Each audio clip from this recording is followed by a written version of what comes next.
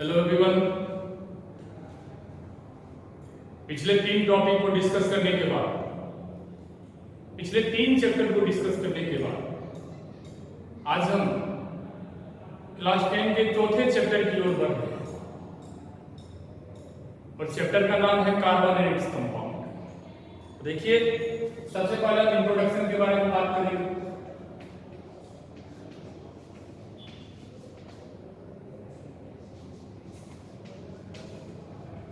ये जो carbon word है ये आया कहां से? The name carbon is derived from Latin word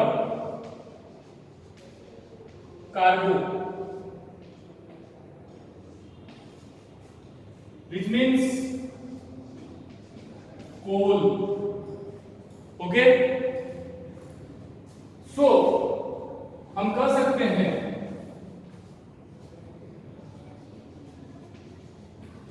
carbon is the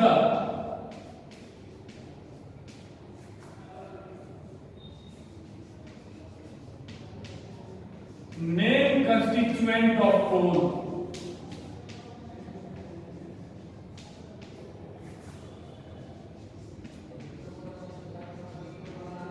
Okay, next point देखिए,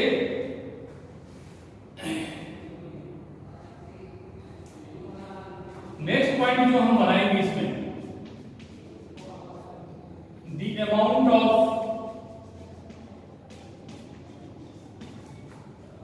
carbon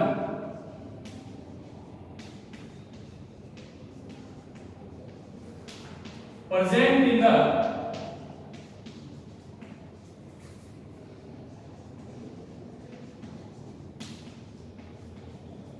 Earth's crust and atmosphere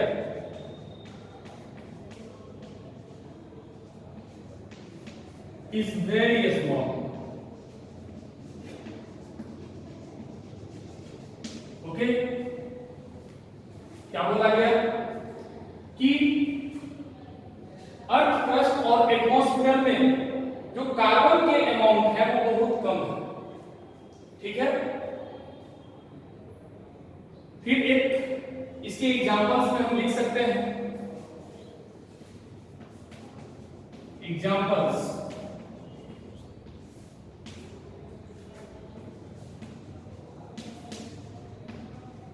earth crust में कार्बन कितना है? 0.02% carbon in the form of minerals, the form of minerals like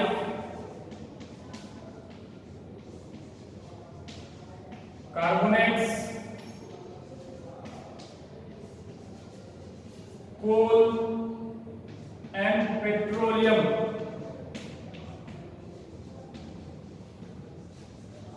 ETC।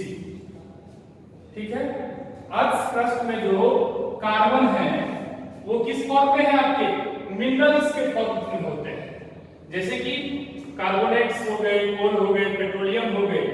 इन सभी में carbon आपके available होते हैं। वो कितने अमाउंट में? 0.02%। ओके, नाउ फिर एटमॉस्फेयर में देखिए,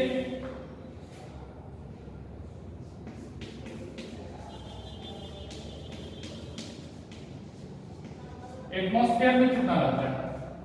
0.03%। 0.03% of carbon dioxide gas।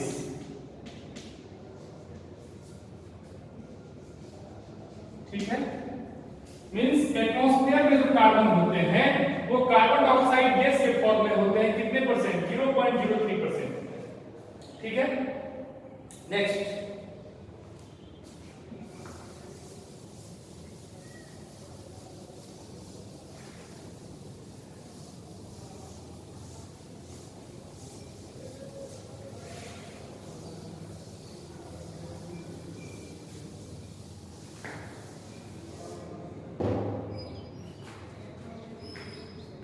Next point,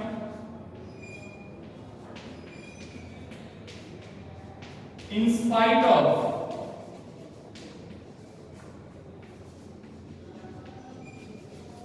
this small amount of carbon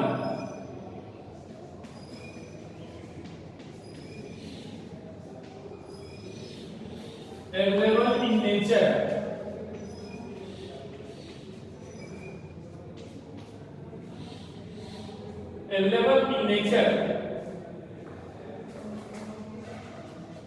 carbon is very important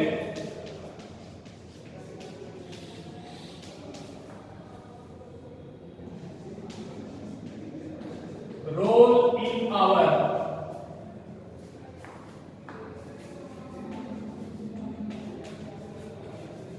daily life. Okay, such as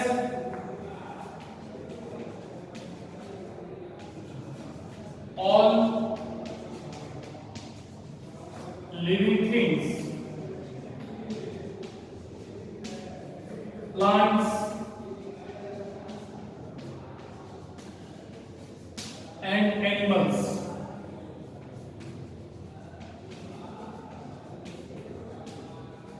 okay, देखिए इन सब के अलावा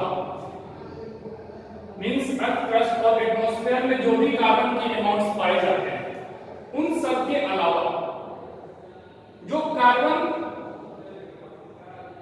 का जो है हमारे डेली लाइफ में बहुत ही इंपॉर्टेंट रोल है। जैसे कि जितने भी लिविंग थिंग्स हैं, ठीक है, प्लांट्स हैं, एनिमल्स हैं, इन सब में आपके कार्बन अवेलेबल होते हैं। ये तो इंट्रोडक्शन का क्लास होगा, ठीक है।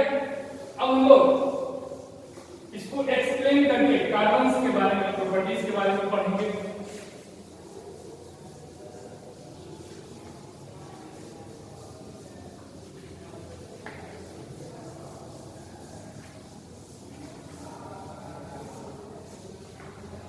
सबसे पहले देखिए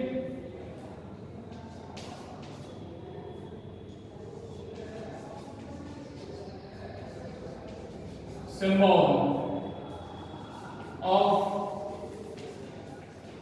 कार्बन स्मॉल सी। कार्बन के सिंबल को हम क्या चीज से रिप्रेजेंट करते हैं? स्मॉल सी से रिप्रेजेंट करते हैं। फिर इसका एटॉमिक नंबर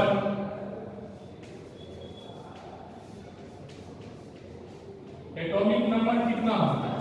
6। एटॉमिक मास या जिसको हम मास नंबर बोलते हैं वो कितना होता है? 12U। इलेक्ट्रॉनिक कॉन्फ़िगरेशन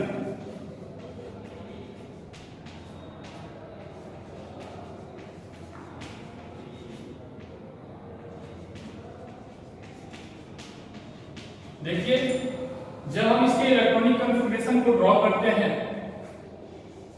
तो 2,4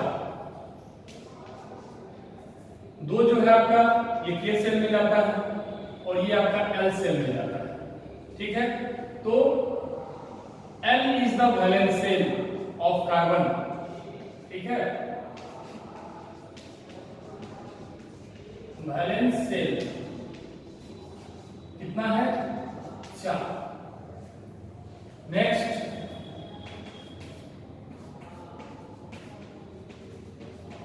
valency of carbon, this is a very important point, okay।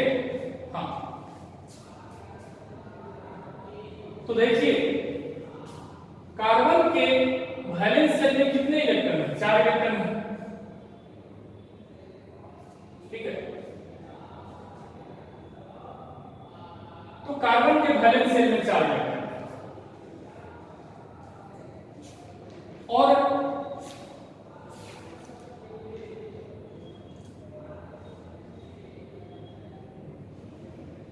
देखिए, जैसा हम सभी जानते हैं कि आउटरमोस्ट ऑर्बिट में, आउटरमोस्ट शेल में 8 इलेक्ट्रॉन्स होने चाहिए। ठीक है, according to octet rule, according to octet rule outermost shell में कितने इलेक्ट्रॉन्स होने चाहिए? 8 इलेक्ट्रॉन होने चाहिए। तो कार्बन क्या करेगा? तो देखिए, दो पॉसिबिलिटी बनती है। सबसे पहला पॉसिबिलिटी यह बनता है कि यदि कार्बन 4 इलेक्ट्रॉन एक्सेप्ट कर ले, पहला पॉसिबिलिटी जो बन रहा है कि यदि कार्बन 4 इलेक्ट्रॉन्स को एक्सेप्ट कर ले तो C4- बन जाएगा। और दूसरे पॉसिबिलिटी को अगर हम ध्यान दें तो यदि कार्बन 4 इलेक्ट्रॉन्स को लूज कर दे तो क्या बन जाएगा? C4+। ठीक है, तो देखो इनमें कुछ प्रॉब्लम है। क्या प्रॉब्लम है? कि कार्बन कभी भी एक साथ 4 इलेक्ट्रॉन को एक्सेप्ट नहीं कर सकता है। क्यों नहीं कर सकता?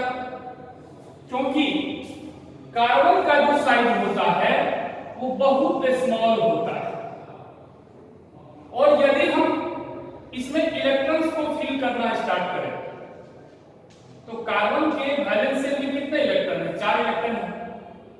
और यदि कार्बन इसमें 4 इलेक्ट्रॉन को एक्सेप्ट कर लेगा तो देखिए इसका सिचुएशन कैसा हो जाएगा, इस प्रकार से हो जाएगा। तो अब जरा ध्यान दीजिए कि अब इस इलेक्ट्रॉन्स के बीच में जो स्पेस है वो घट गया है पहले के कंपैरिजन में। पहले जो 4 इलेक्ट्रॉन्स थे उसके कंपैरिजन में अब इलेक्ट्रॉन्स के बीच में स्पेस कम हो गया है। तो जाहिर सी बात है इलेक्ट्रॉन्स के बीच में यहां पे क्या होगा? रिपल्सन होगा। ठीक है, तो इसी रिपल्सन की वजह से, ड्यू टू रिपल्सन, इसी रिपल्सन की वजह से कार्बन कभी भी 4 इलेक्ट्रॉन्स को एक्सेप्ट नहीं करना चाहेगा और ये प्रोसेस आपका पॉसिबल नहीं होगा। इस तरह से ये जो आपका पहला पॉसिबिलिटी है ये पॉसिबल नहीं होगा। क्लियर है? आइए सेकंड पॉसिबिलिटी को हम देखते हैं। यदि कार्बन 4 इलेक्ट्रॉन को लूज कर दे तो क्या होगा? तो फिर अभी हमने आपको बताया कि कार्बन का जो साइज होता है वो बहुत स्मॉल होता है। ठीक है, कार्बन का साइज बहुत स्मॉल होता है और इसके वैलेंस शेल में कितने इलेक्ट्रॉन है? 4 इलेक्ट्रॉन है। इसके वैलेंस शेल में कितने इलेक्ट्रॉन? 4 इलेक्ट्रॉन। अब जरा आप थिंक कीजिए, सोचिए जरा सा कि यदि कार्बन का साइज स्मॉल है तो इसके न्यूक्लियस, इस कार्बन के न्यूक्लियस और इलेक्ट्रॉन्स के बीच में जो अट्रैक्शन फोर्स है वो मैक्सिमम होगा, क्योंकि कार्बन के न्यूक्लियस और इलेक्ट्रॉन्स के बीच में जो डिस्टेंस है, ठीक है, वो क्या है? बहुत ही कम है। और डिस्टेंस कम होने की वजह से इसमें अट्रैक्शन फोर्स बहुत ज्यादा है, इसीलिए किसी इलेक्ट्रॉन्स को निकालना पॉसिबल नहीं है। इसीलिए सेकेंड पॉसिबिलिटी में जो कह रहा है कि कार्बन 4 इलेक्ट्रॉन को लूज करेगा, यह भी संभव नहीं है, यह भी पॉसिबल नहीं है। ठीक है, तो ये क्या बात हुई? ना तो कार्बन 4 इलेक्ट्रॉन को एक्सेप्ट कर सकता है और न ही कार्बन 4 इलेक्ट्रॉन को लूज कर सकता है। तो फिर कार्बन आखिर में बॉन्ड किस प्रकार से बनाएगा?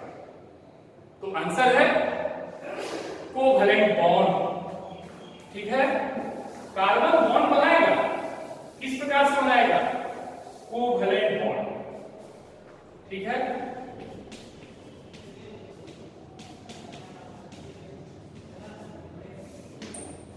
इस कोवैलेंट बॉन्ड के माध्यम से कार्बन जो है वो अपना बॉन्ड बनाएगा।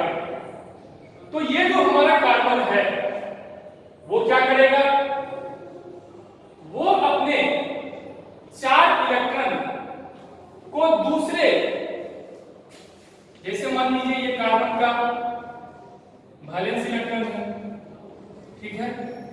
इलेक्ट्रॉन को हम यहाँ पे दिखा दिए।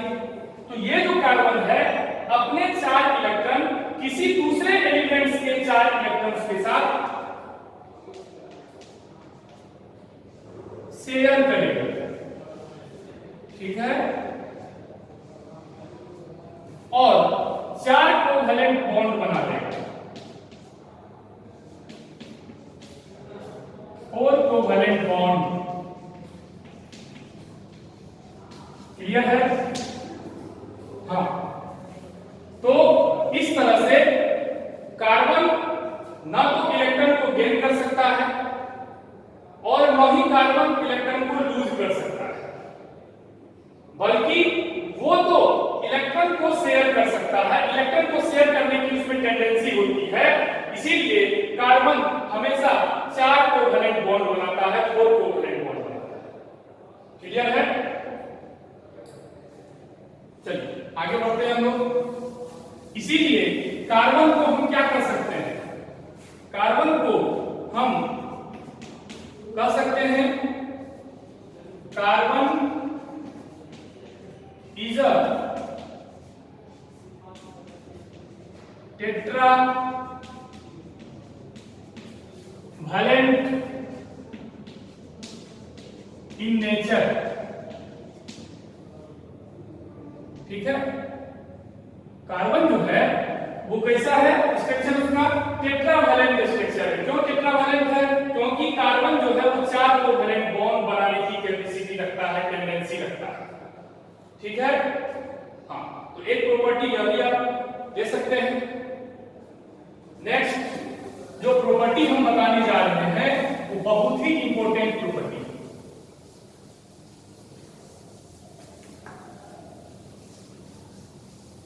देखिए नेक्स्ट प्रॉपर्टी है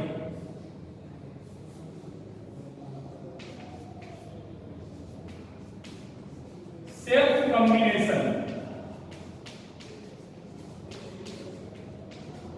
जिसको हम कैटेनेशन भी कहते हैं। ठीक है, इस सेल्फ कॉम्बिनेशन को समझने के लिए एक हम छोटा सा एग्जांपल आपके सामने में रखा है। देखिए CH18 इसको हम ऑक्टेन बोलते हैं। ठीक है, और इस ऑक्टेन, ये जो ऑक्टेन है आपका, ये पेट्रोल का एक मेजर कंपोनेंट है, major component of petrol. Petrol का यह एक मेजर कंपोनेंट है। तो देखिए इसका अगर स्ट्रक्चर हम ड्रॉ करें,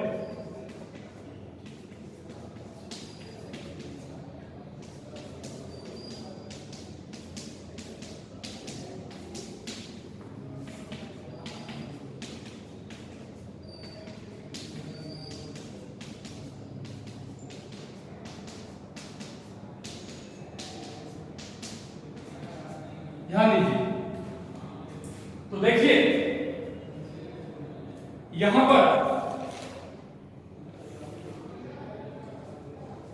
कितने सारे कार्बन एक दूसरे के साथ में लिए, कितने सारे कार्बन एक दूसरे के साथ में जुड़ते चले गए, कितने सारे हाइड्रोजन कार्बन के साथ में जुड़ते चले गए। तो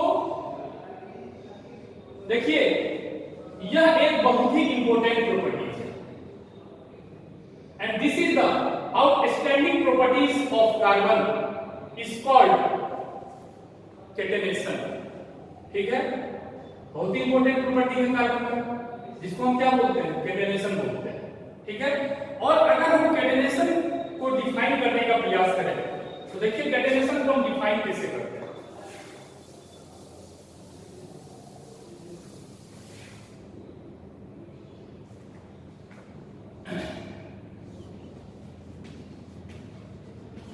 Carbon has a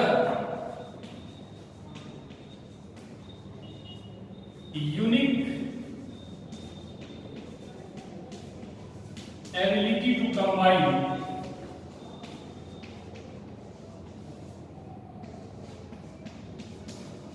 with other carbon atoms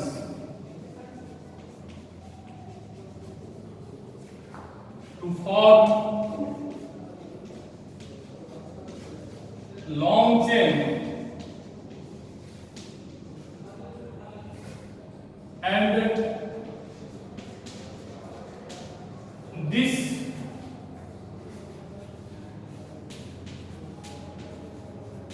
ability of carbon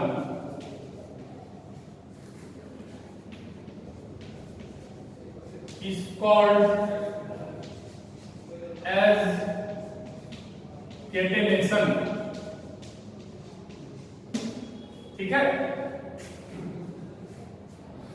मतलब कार्बन का जो है ये यूनिक एबिलिटी है कि दूसरे कार्बन एटम के साथ में मिलकर कंबाइन होकर लॉन्ग चेन को फॉर्म करते हैं।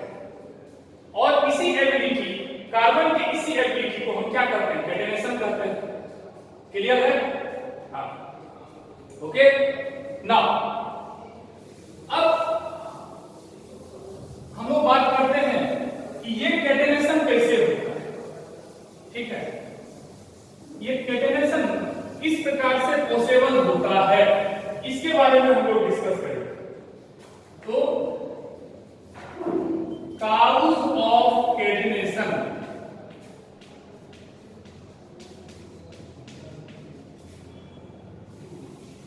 कैटेनेशन किस प्रकार से हो सकता है। तो देखिए,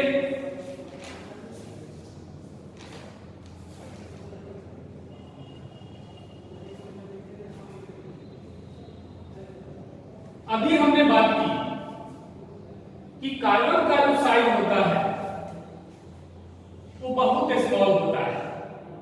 ये एक कार्बन है, ये दूसरा कार्बन है, दूसरा तीसरे से इस प्रकार से लिंक होगा, तीसरा चौथे से इस प्रकार से लिंक होता है। ठीक है, और यदि हम इसे जूम करके देखें, मान लीजिए दो कार्बन को हम जूम करके देखें। ठीक है, ये छोटा सा था फिगर, इसमें समझ नहीं आ रहा होगा, इसीलिए हम इसको जूम कर दिए।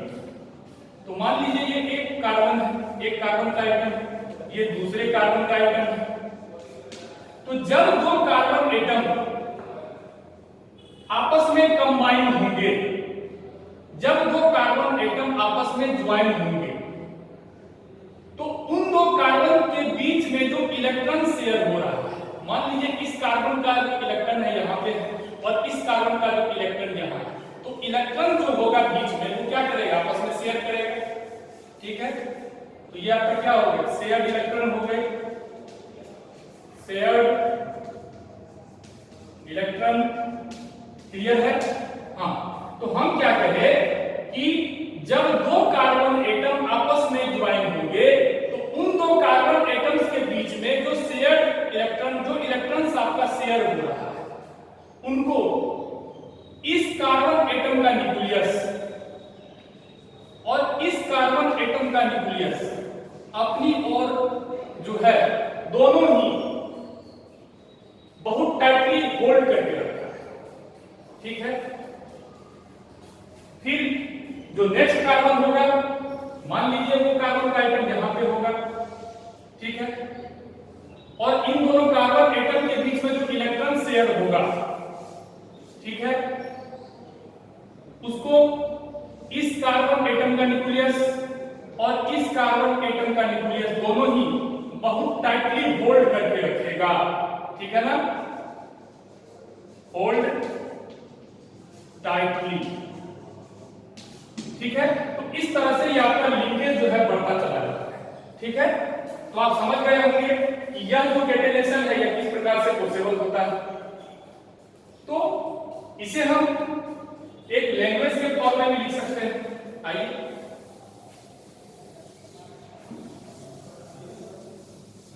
देखिए, लिखिए यहां पे cause of catenation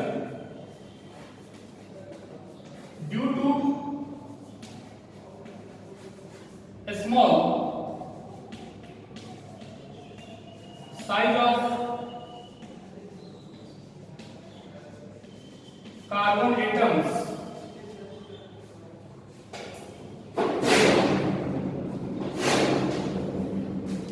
due to the small size of carbon atoms, carbon atoms का जो साइज होता है वो बहुत स्मॉल होता है। The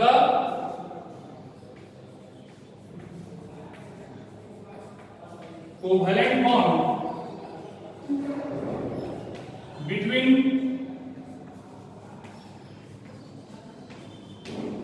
two carbon atoms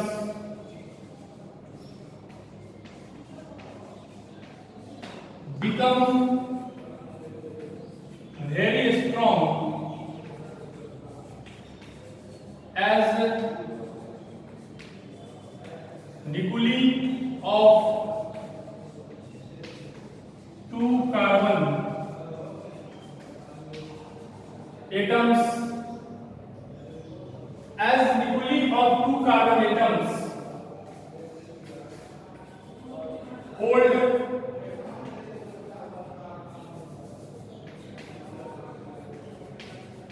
the shared electron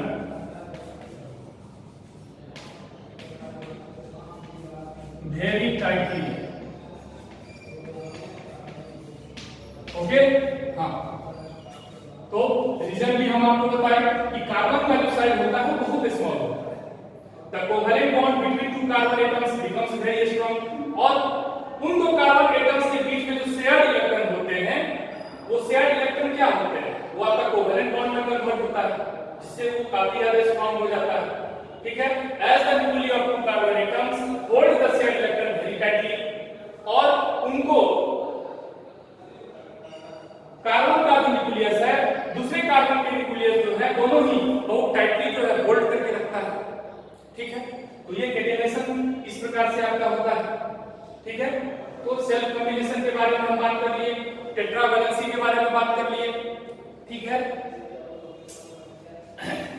अब हम लोग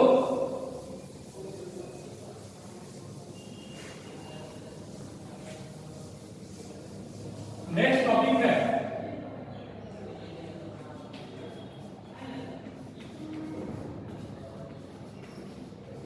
occurrence of carbon.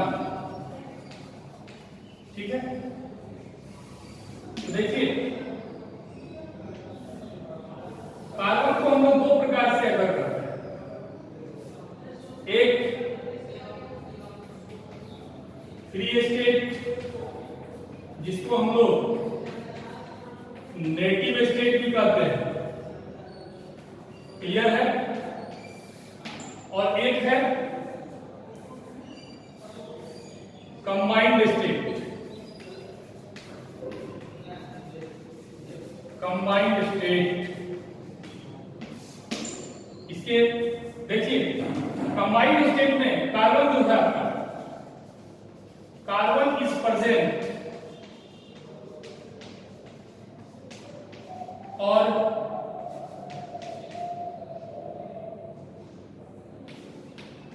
it is combined with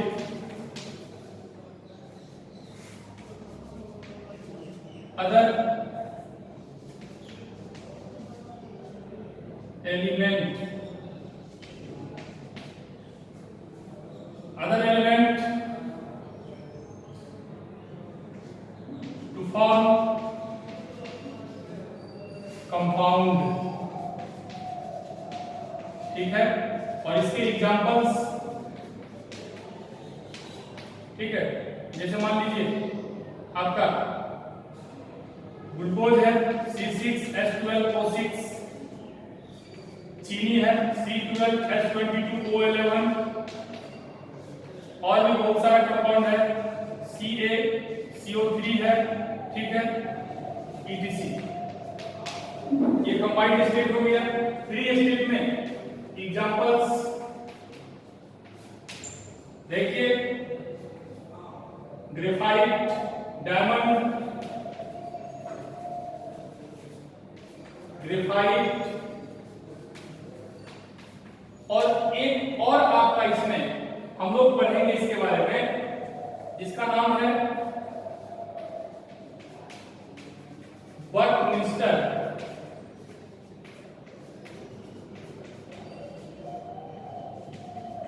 Buckminster fluorine. तो हम लोग इस फ्री स्टेट के बारे में नहीं पढ़ेंगे, कंबाइंड स्टेट के बारे में हमको नहीं पढ़ना, ठीक है। तो बेसिकली यही जानिए कि ये फ्री स्टेट नेगेटिव स्टेट होता क्या है, जिसमें सिर्फ और सिर्फ कार्बन होते हैं। और कंबाइंड स्टेट में क्या होता है कि कार्बन जो है किसी दूसरे एलिमेंट्स के साथ में उसके साथ में मिक्सअप होता है। जैसे मान लीजिए ग्लूकोज है, ग्लूकोज में 6 कार्बन है, 12 हाइड्रोजन है, 6 ऑक्सीजन है, तो कार्बन इसमें क्या है, मतलब कंबाइंड फॉर्म में है। उसी प्रकार से ये शुगर है, शुगर का फॉर्मूला क्या है, C12H22 है। तो शुगर का जो यहाँ पे कार्बन है, शुगर में जो कार्बन है ये आपका क्या है, कंबाइंड फॉर्म में है। तो इसी प्रकार से कंबाइंड स्टेट आपका जो होता है, कार्बन उसमें प्रेजेंट होते हैं, किसी दूसरे एलिमेंट्स के साथ में कंबाइन करके कंपाउंड का फॉर्म करते हैं, ठीक है। तो नेक्स्ट क्लास में हम लोग डायमंड ग्रेफाइट बकमिंस्टर फ्लोरीन के बारे में पढ़ेंगे, ठीक है। और लास्ट में अगर आप चैनल को सब्सक्राइब नहीं किए हैं तो प्लीज चैनल को सब्सक्राइब कीजिए और बेल आइकन को प्रेस कीजिए। Thank you for watching this.